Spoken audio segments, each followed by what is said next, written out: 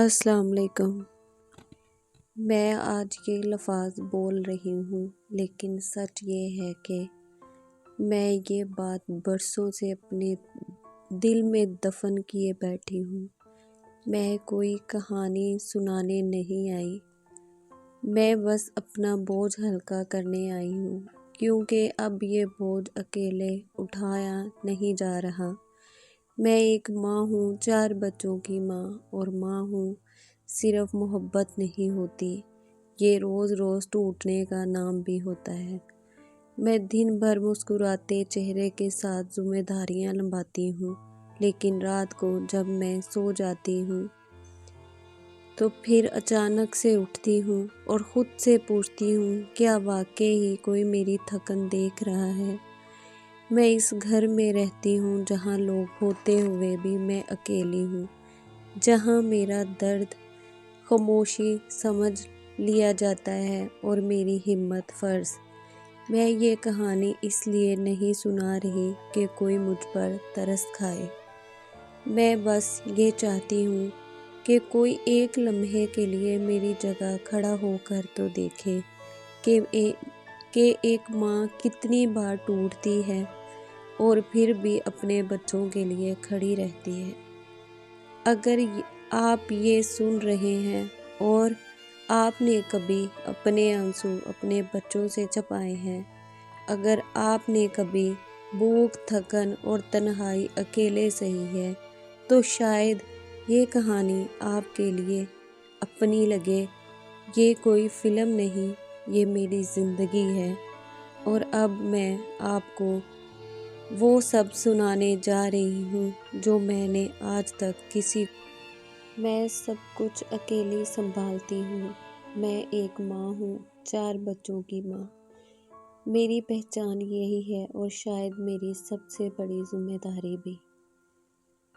میں جس گھر میں رہتی ہوں وہ گھر میرا بھی ہے اور میرا نہیں بھی ہے۔ میں اوپر والے حصے میں رہتی ہوں اور نیچے والے حصے میں میرے سسرال والے رہتے ہیں۔ گھر 2 منزلہ ہے مگر میری ذمہ داریاں 4 منزلہ ہیں۔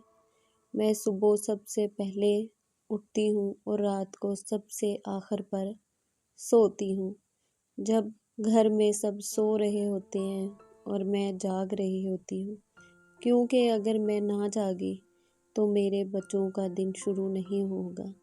میں آہستہ سے اٹھتی ہوں تاکہ کسی کو میری موجودگی کا احساس نہ ہو، کیونکہ یہ میری موجودگی کو فرض سمجھ جاتا ہے، احسان نہیں۔ سب سے پہلے میں اوپر کا کام دیکھتی ہوں، اپنے بچوں کے کپڑے، ان کا ناشتہ، ان کے اسکول کے بستے، ان کے جوتے۔ میں ان کے چہرہ دیکھ کر اپنی تھکان بھلانے کی کوشش کرتی ہوں، کیونکہ وہ میری طاقت ہیں۔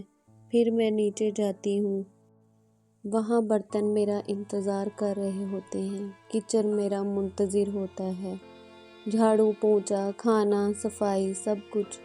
کوئی یہ نہیں پوچھتا کہ میں نے اوپر سے نیچے آتے ہوئے اتنی سانسیں کہاں رکھ کے آئی ہوں۔ اگر کبھی میں دیر کر دوں تو خاموش نظروں سے مجھے یاد دلایا جاتا ہے کہ میرا فرض کیا ہے۔ میں بولتی نہیں، میں نے سیکھ لیا ہے کہ خاموشی سب سے محفوظ راستہ ہے۔ میرے بچے اوپر اکیلے ہوتے ہیں جب میں نیچے کام کر رہی ہوتی ہوں۔ میں ہر 5 منٹ بعد اوپر کی طرف دیکھتی ہوں، جیسے دل وہیں اٹکا ہو۔ میں نے کئی بار کام کے درمیان اپنے بچوں کے لیے دیکھنے آتی ہوں کہ کہیں وہ رو تو نہیں رہے۔ جب نیچے کا کام ختم ہوتا ہے تو اوپر جا کر میرے بچوں کا اصل کام شروع ہو جاتا ہے۔ کپڑے دھونا، کھانا بنانا، پڑھائی، سمجھانا، چپ کروانا، حوصلہ دینا۔ 4 بچے ہیں، چاروں بچوں کا الگ الگ مزاج ہے، الگ الگ ضروریات ہیں۔ کوئی بیمار ہو تو دوائی بھی دینی، کوئی ضد کرے تو اسے سینے سے لگاتی ہوں، کوئی خاموش ہو تو ڈر جاتی ہوں۔ میں اکثر سوچتی ہوں، میں ایک ماں ہوں یا ایک مشین؟ دن ایسے گزرتا ہے جیسے سانس لے رہی ہوں، زندہ نہیں ہوں۔ اس گھر میں میری تھکان کو آرام نہیں ملتا۔